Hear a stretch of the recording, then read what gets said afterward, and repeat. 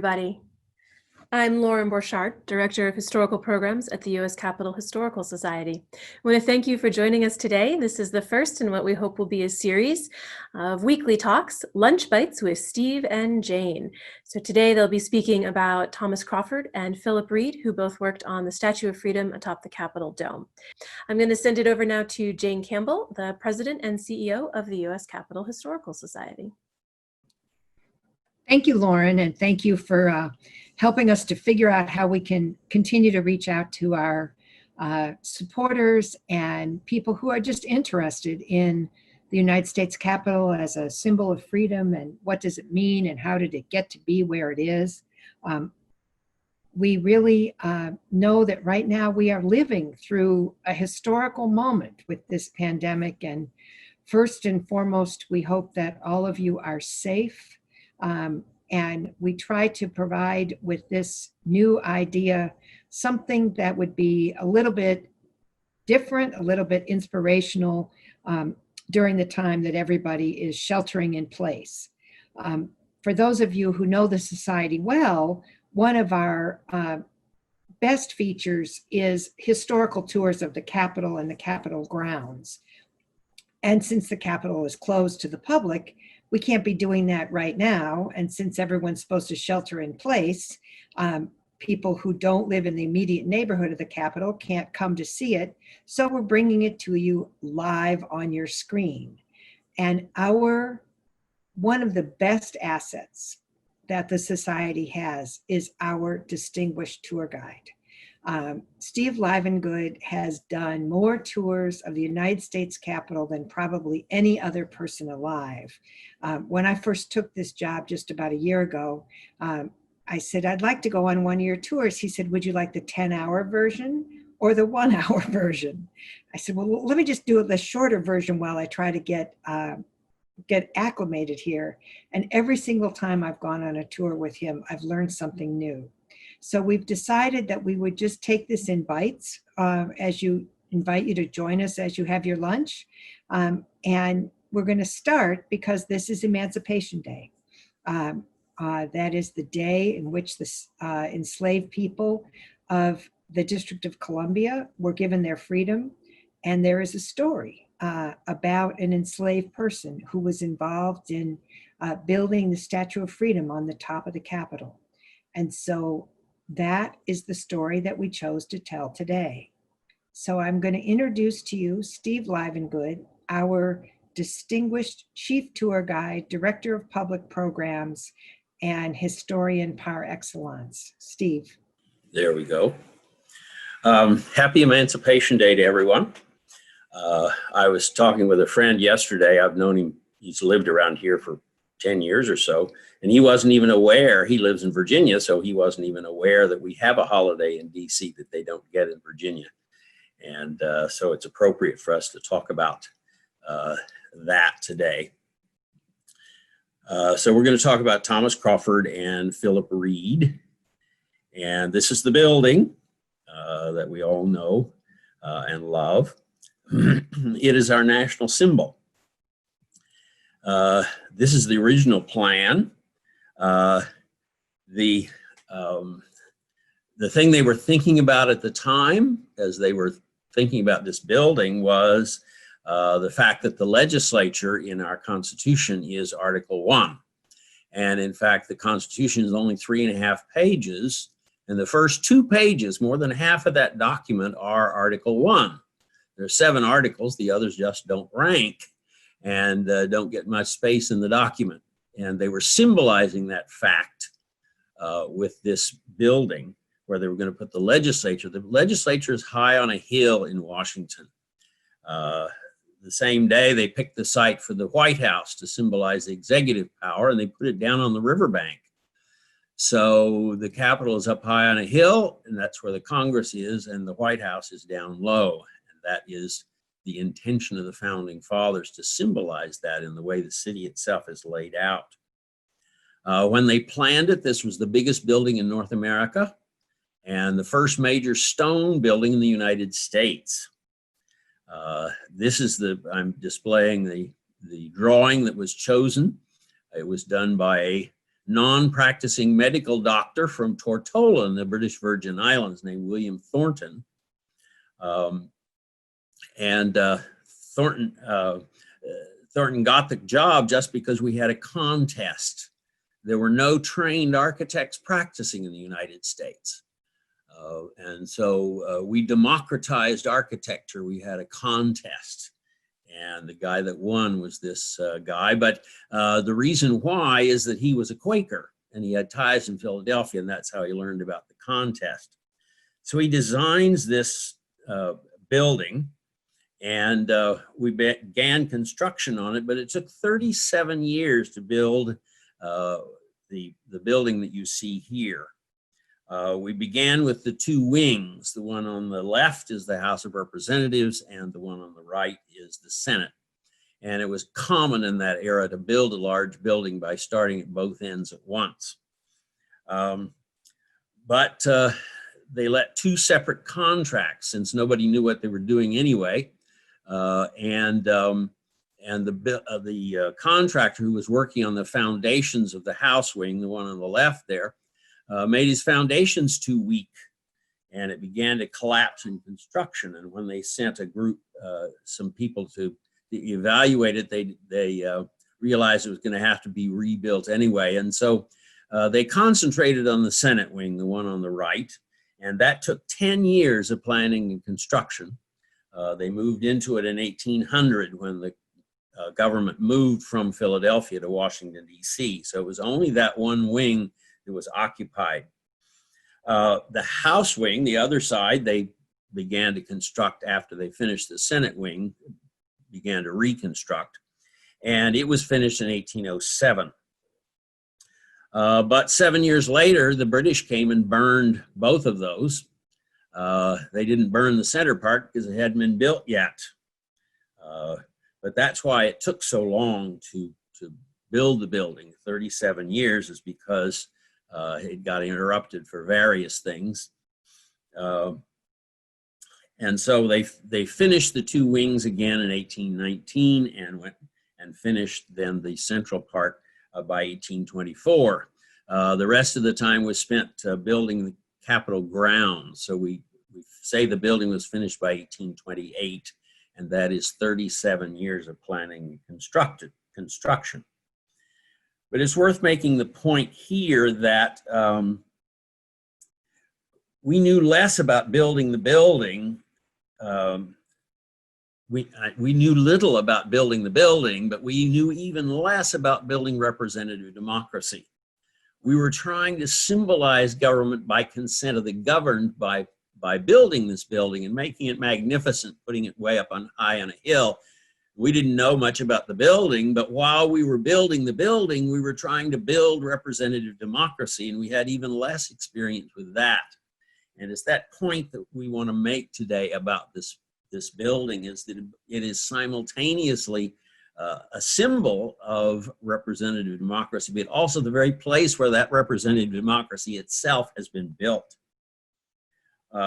Historical reality is expressed in the architectural symbolism of this building. But we planned the building for a smaller nation.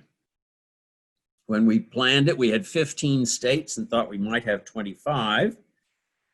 By the time we finished the building, the country was 3 times the size it was when we started. And the building was too small already. We had had the Louisiana Purchase, we had the Texas Revolution, and the Mexican War. And so we added California, Arizona, New Mexico, Nevada, Utah, and part of Colorado. And when California became a state, the members of Congress got no staff and no office. All they got was a desk in the chamber. And there was no room for any more desks for the representatives from California. So they knew we were going to have all these other states, and so they decided that they had to enlarge the building. For those of you that have seen Statuary Hall, where the House of Representatives met, there were 262 desks crammed in that room.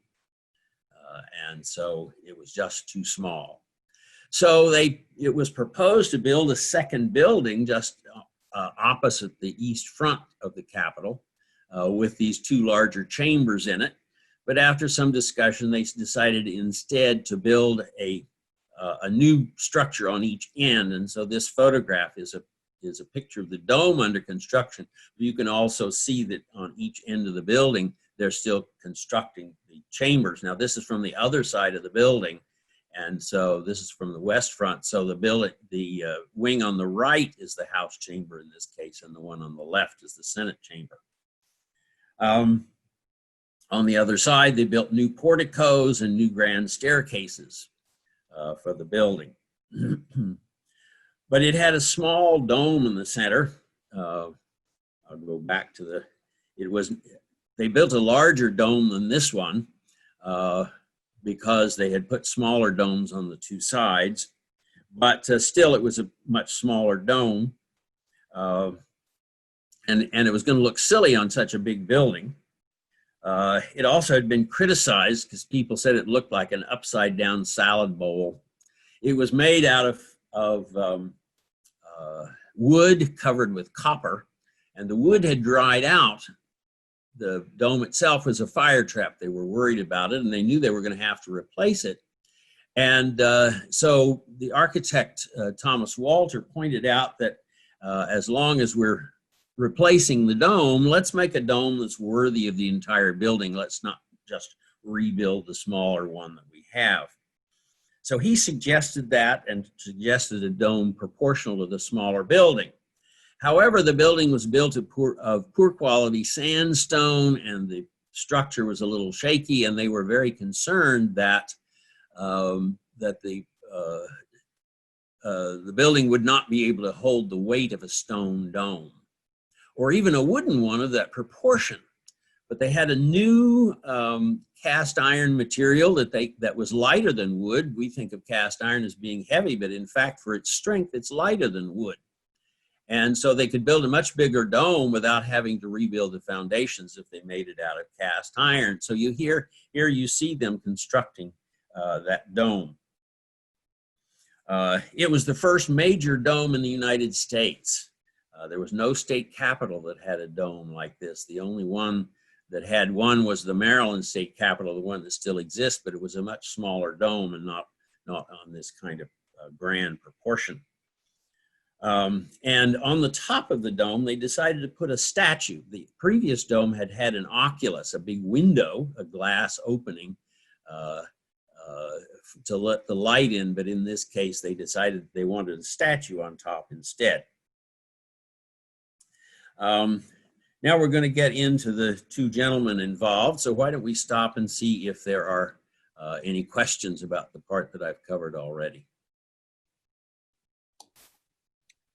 Steve, I think you're being clear because we don't have any questions from our folks yet. But okay. We want to remind the listeners that we want this to be interactive. And so this is your opportunity to send your questions in. As you talk, Steve, in the next component, will you talk a little bit about the debate that there was about what the statue would be like? Yes, we're going to talk about that, yes. Okay, so, great, thanks. Okay. So Thomas Crawford was the most prominent American sculptor, and he was chosen to do the statue, but there was a controversy about what the statue would look like. This is the drawing that Crawford had sent in, but they had not told him it was going to be 300 feet in the air. And so he made it much too detailed. One wasn't going to see all of that detail. But they asked Thomas Crawford who should be represented in this statue. The controversy was that some people wanted a statue of George Washington, but other people said, hey, we got enough statues of George Washington. Let's move on. Let's do something else that's more eternal and permanent. And so Thomas Crawford had an interesting history. He worked in Rome and Florence, not in the United States, because that's where the commissions were and the great inspiring art. And so he had been in Rome in 1848, and there was a revolution at that time, and he even joined the revolution in Rome to try to help them achieve freedom. And he watched them lose. So he knew the price that people are willing to pay for freedom, which is to give their lives for other people's freedom. And he knew that freedom was the thing that characterized the United States in European mind. We had it, they wanted it. Europeans could see the advantages of freedom in our country. We were famous for that. And so there were revolutions all over Europe in 1848, and they all failed. And so Thomas Crawford said, freedom is the thing that we have that Europeans want. And so let's flaunt it. Let's put it right on top of the dome and let them know that we have it and you want it. So he submitted this design, but as I said, it was much too detailed. And so he submitted this as his maquette. You make a little model of what you want. And so we have this statue still. And you can see he's simplified the body, but she's wearing an odd looking cap there. It's called the Phrygian Cap. And it was the symbol of freedom. Americans knew this symbol because we used it during the Revolution called the Liberty Cap. Hey, Steve, one of the questioners, one of our listeners wanted to know, what's about the date from the photos that you're showing? About what year? Well, this we're talking 1855. Great, thanks. This photo is probably much later, but the sculpture, the little maquette is what he submitted in 1855 or 56. Perfect. All right, so you were back talking about the cap. This is another example of the Phrygian Cap, but it's much clearer as to what Thomas Crawford had in mind. The statue and its design had to be approved by the Secretary of War. And the reason for that is that the Army Corps of Engineers was supervising construction of the building. And so the Secretary of War had control of the project. And he had a classical education, so he knew the story of that Phrygian cap. That under Roman law, you're born a piece of property of your father. Freedom is a gift you receive from your father later on in life, and you wear that funny looking cap to let everybody know that you're now free. And as I said, Americans used this cap during our revolution and called it the Liberty Cap. So people were acquainted with the symbolism of it. But the Secretary of War said, Americans are born free. Freedom is not a gift that you receive from your father. It is a right that you're born with. And so that cap doesn't really apply to Americans. He asked Thomas Crawford to come up with something that Americans could identify with. And here it is. This is the top of the statue. You can see the lightning rods coming out of the top of the feathers there. It's an eagle's head, and the feathers come out of the eagle's head. There's no eagle that looks like that. It couldn't fly. The talons of the eagle hang down over her ears without any clear function. In a real battle, all they would do is scratch her. But the feathers are loose in the back, and most people identify loose hanging feathers with Native Americans. That part of it works. The rest of you don't really know what you're looking at, and we wonder if Thomas Crawford made up something silly in hopes they'd let him go back to the Phrygian cap. But the fact is that the Secretary of War that had asked him to change it was Jefferson Davis. Davis owned hundreds of slaves. He knew that the Romans had freed their slaves regularly and that a freed slave would wear the Phrygian cap. He was not having a freed slave on top of the Capitol. He didn't want his slaves even thinking about the possibility of freedom because he knew how infectious that is. And so Thomas Crawford, Jefferson Davis insisted on this cap, and Thomas Crawford made a full-size clay model of the statue, 19.5 feet, And unfortunately, he died at that point, and his widow had to ship the pieces of that statue here to Washington. It was shipped to Clark Mills Foundry, which was out on Bladensburg Road in the district. And that is where it came to be worked on by Philip Reid. Steve, before you get to Philip Reid, we've got a couple questions from our audience. Marley, who's 10 years old, watching and learning, was wondering, in the picture there were words below the statue. Do you know what those words are? Yes, the words are E pluribus unum. That's our national motto. It's Latin, and it means from many, one. You can see the end of the word pluribus, and then the first two letters of unum. That's our national motto. It means that from many states and many people, we have created one nation. Well, thank you, Marley, for your attentiveness. We're glad to know that our DCPS students are paying attention. The other question somebody had is, now what years are we involved now as we're dealing with the Capitol Dome construction? We talked about the Capitol itself was built in 1828, but now the larger dome, we're at a different time period. Can you just refresh people's mind about that? Yes, in 1850, when California became a state, is when they decided to enlarge the Capitol. It was 1855 before they decided to put on the new dome. So the construction period that we're talking about was beginning in 1855, and the statue arrived here in about 1859. So they began to cast it at Clark Mills Foundry. Great.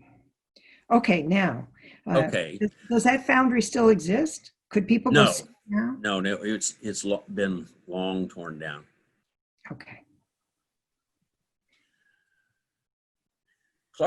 Philip Reid was an enslaved man who was owned by, under the law, owned by Clark Mills.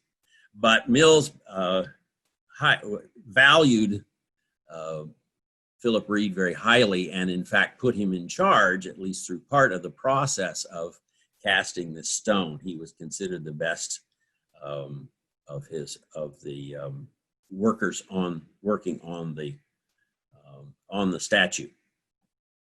The casting process involves first taking that clay model and making a mold of it, so that then you can pour the bronze in it. But first you test the mold. After you make it, you test it with plaster, and you make a plaster cast of it. That plaster cast does still exist and is on display in the Visitor Center. That's the big statue that you can see when you go in the Capitol Visitor Center. But it was cast in pieces, and an artisan from Italy had come with it to put it together and oversee this first part of the process. And he'd done such a good job of putting a thin layer over the whole statue that he thought that they couldn't take the statue apart to cast it into bronze without him. And he thought this was a good chance to get more money for his efforts here. He was unhappy with how little he was being paid. And so he refused to take that plaster statue apart until they gave him more money. He said that wasn't part of what he contracted for. But Philip Reid knew the process himself well enough that he thought he could take the statue apart without this Italian man's help. And so he proceeded to do that. What he did was just attach a crane to the top of the statue, to the head part, and as he pulled up on it, then it began to crack and show the places where it could be separated. And so Philip Reid was able to do that, and this was so significant that later on, Clark Mills wrote an article about Philip Reid's contribution to the Capitol and to the process of taking the statue apart. So they cast the bronze pieces, and along the way came April 16th, 1862, Emancipation Day that we're celebrating now. And so Philip Reid actually got his freedom while he was working on that statue. The rest of the time that he was working on it, he was paid as free labor, and was very proud of that. And so here again, we're talking about the symbolism of freedom and the very process of freedom going on at the same time that we were creating the symbol. That's one of the unique things about the U.S. Capitol, is that this building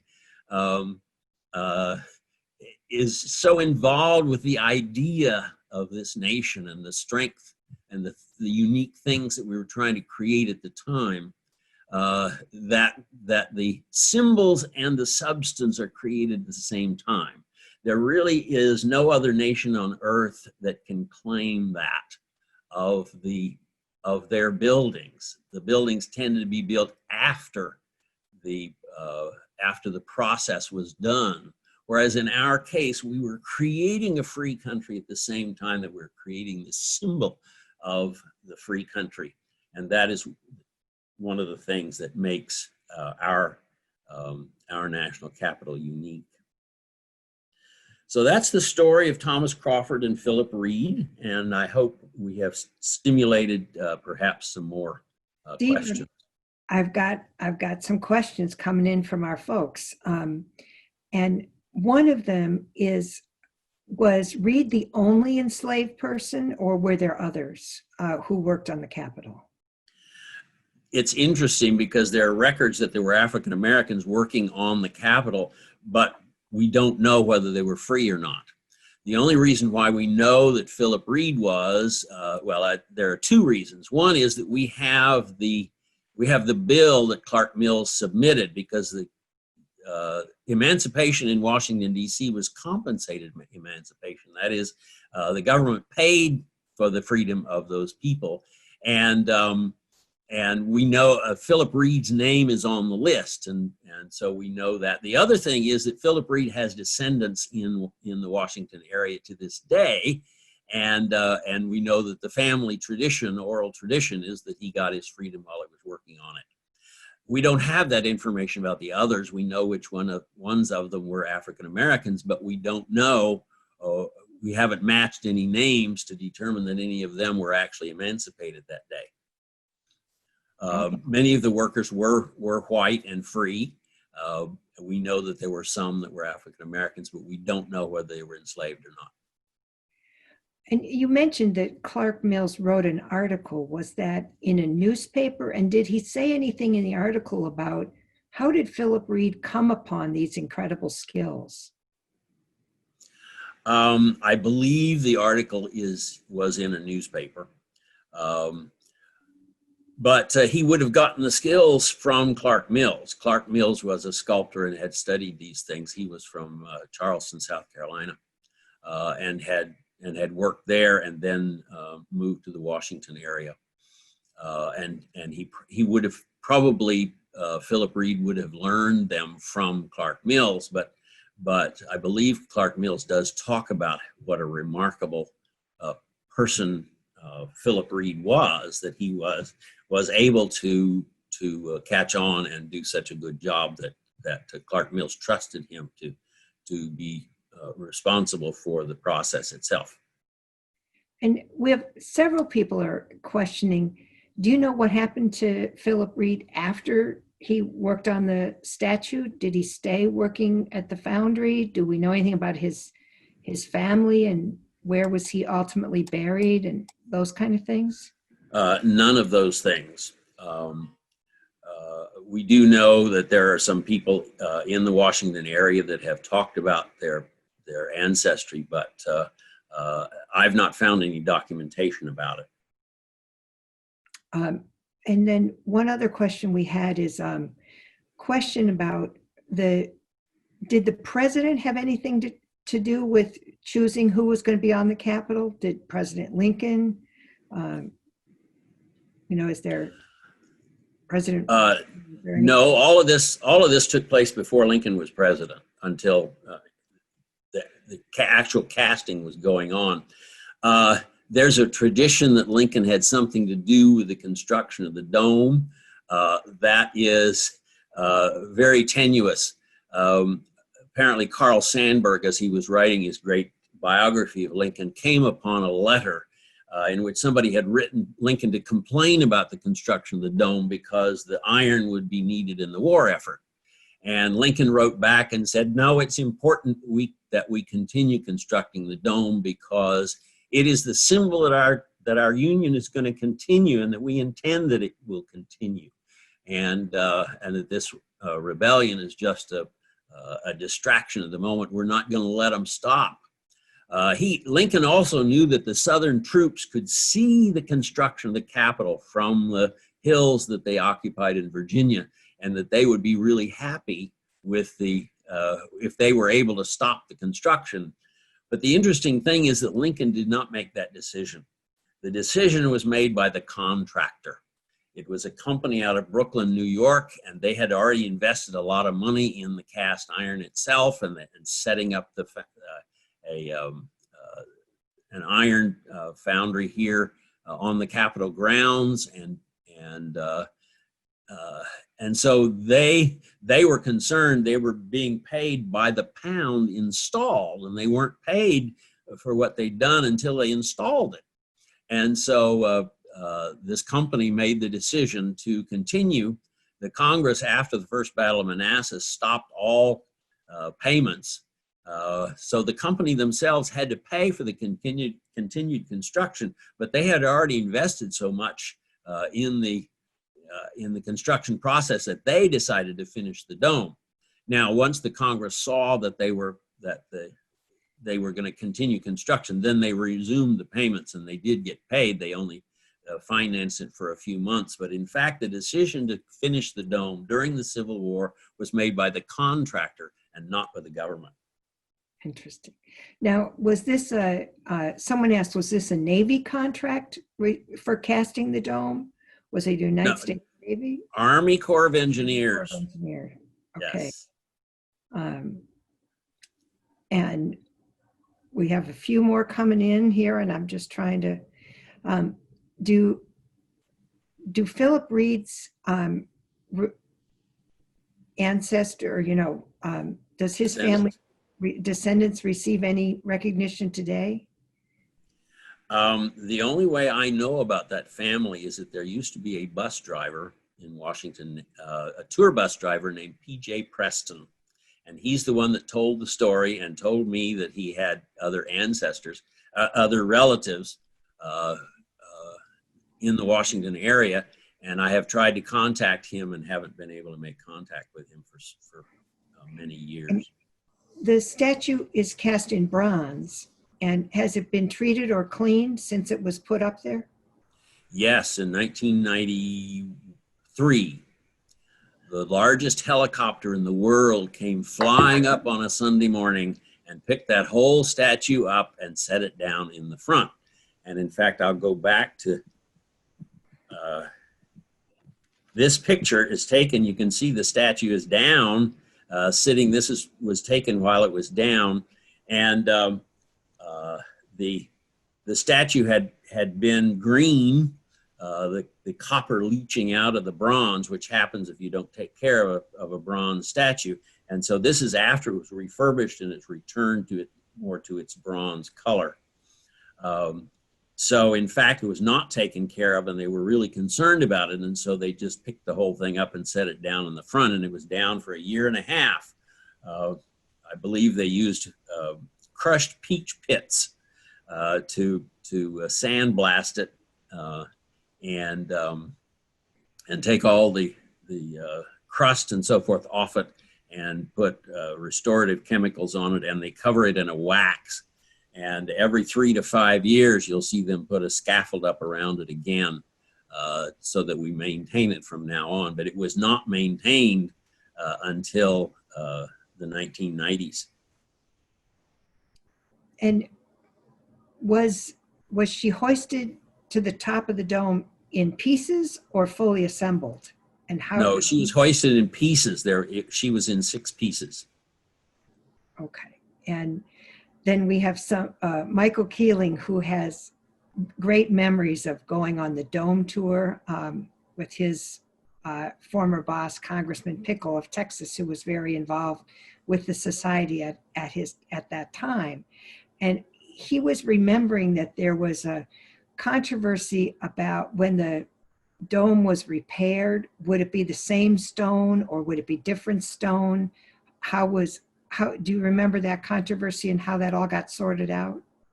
The dome is not stone, so the controversy was not about the dome. Okay. The controversy was about the stone that the building is built of, and both the east front and the west front of that original building have been repaired. On the east front, the one with the steps and the portico, they built a marble copy of the sandstone building, but they built it out 30 feet. And the reason for that is that the dome was too far forward on the building. The new dome was bigger around than the old dome, and it stuck out over the front porch. And so the architect said at the time that they needed to extend the center of the building 30 feet to balance that dome so it didn't look so silly. But we didn't get around to that for 100 years. And when they did, they replaced the entire east front, constructed a marble copy out 30 feet and created a whole row of rooms across the front of the building.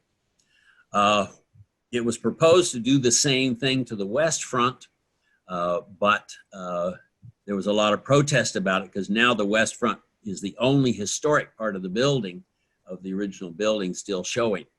And so they decided not to do that to the west front, and they restored the stone on the west front. There were about 40% of the sandstone was in bad shape and had to be replaced, which they did with limestone. But still 60% of that west front is still the original sandstone, but it's all painted as the sandstone was to begin with. And that's why the dome appears to be white? Well, they paint, the dome is painted white. Mm-hmm. It always was. In fact, the first time they refurbished the dome was in 1958 and 59. And they sandblasted all of the white lead paint off and replaced it. Lead paint was illegal by that point, and so they replaced it with other types of white paint. But the first thing they did was to put down a layer of iron oxide paint, which retards rust. And the iron oxide is kind of an orange color. And so there's some photographs of the dome at that time, painted orange, kind of weird looking. But now they painted it over, of course, with white. And they spent a lot of effort coming up with the particular white color that they have now. It is a Sherwin-Williams color, and it's called dome white because it was developed specifically for the Capitol dome. Well, we're coming to the end of our time, so let me try to put a couple of these questions together. We have a couple questions about how did the architect of the Capitol workers get to the Statue of Freedom to maintain it, and what does it cost to clean and maintain it? Do you have any idea? Well, they get to the dome through a staircase that goes up between the inner and outer domes of the Capitol, and then there's a staircase that goes right up inside the statue itself. But what they do is every 3 to 5 years now they put a scaffold around it, and so you can see it, see them working on it, and that's how they maintain it now, is by putting that scaffolding up. And what was the other part of the question? All right. And do you know how much it costs to do? No, they try to keep quiet about that because it ain't cheap. I'm sure not. So we have 2 final questions. One you'll appreciate, which is, in the spirit of what room were you in the room? did the meetings about the dome and the construction take place in what was called the old Navy War Department room, now called the Appropriations Room on the Senate side in the Reid corridors? One of our people seems to think that is. The committee rooms have changed. Jefferson Davis first was Secretary of War, and so discussions would have taken place probably at the War Department.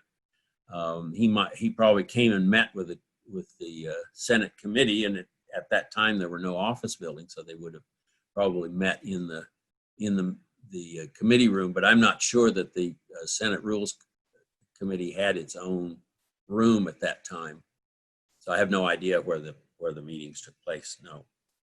Okay, so here's our wrap, and we're going to do a two-part.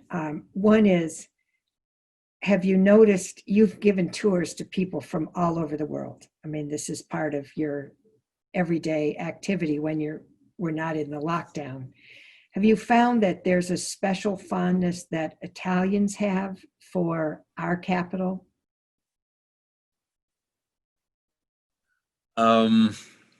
Yes, because I've gotten to work more with the Italians than anybody else because of the artist Constantino Brumidi, who is in many ways the model Italian refugee coming to the United States. And because I have worked with the Italians a lot, I know that, and the Italian embassy even honored me by nominating me as a Cavaliere d'Italia at one point for my work on Constantino Brumidi. So I'm personally more acquainted with the Italian interest in that. But the interesting thing to me is I remember when the building was closed after 9/11. Remember, it was closed for many months while they decided what to do about public access again. And I would be there on the West Front, particularly which is the way people approach the building. And I was often out there and other times on Sunday when the buildings had closed. And it's interesting to me the number of people that come just because they want to see the building. They know they can't get a tour of it. But the reverence and the fact that people dress up to come to the building, particularly people from other countries, dress up to come and see this building, is an indication to me of the reverence that they have for it. And certainly for the ideas on which it's based. And why does the statue face east? The building faces east, and so that's why the statue does as well. Now, an interesting side story is that L'Enfant, when he laid out the city, intended the building face west. But L'Enfant's plan was so huge that the commissioners who were in charge of carrying it out knew that they could not begin to construct a city on that scale, and so they looked for ways to downsize. And one of the things they did was to, rather than having the mall be the sort of front yard of the Capitol, they turned the building around and had it face east. And they put a small plaza there, and they actually chopped up the mall and gave pieces of it to different government departments. The mall, as we know it today, only dates to the 1930s, because from the centennial in 1800 until 1930, the government quietly and carefully transferred all of the functions off the mall. The railroad station used to be in the middle of the mall, and the National Zoo and so forth. And slowly but surely, it took them 30 years to clear the mall, but they finally got it all cleared and created as we know now, which is what L'Enfant wanted in the first place. But what we have today only dates to the 1930s. And it proves that, of course, that L'Enfant was right in the first place, except that we couldn't afford what he was trying to do. Well, Steve, this has been fabulous. And I know that our listeners are not just interested in the moment, but would like to know more. And for those of you who would like to know more, We invite you to go to the website of the Historical Society where you can join and become a member if you're not already a member.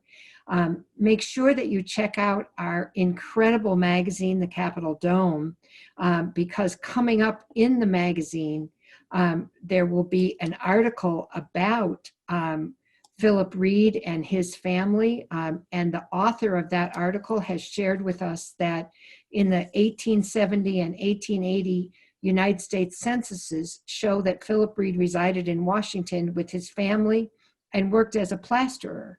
And he is buried in Prince George's County, Maryland.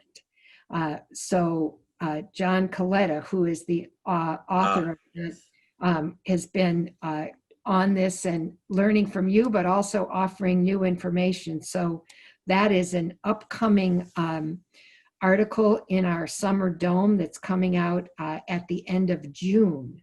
I also want to invite people to join us again next week as we come back for Conversations with Steve.